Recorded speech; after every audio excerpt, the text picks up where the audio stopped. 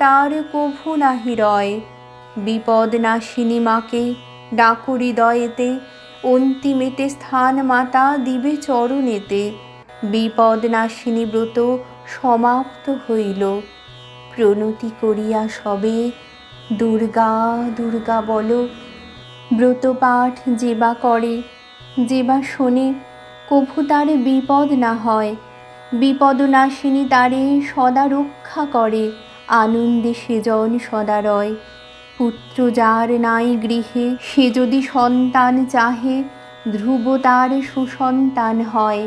অর্থহীন হয়ে যদি মাকে ডাকে নিরবধি, তার হয় সৌভাগ্য উদয়।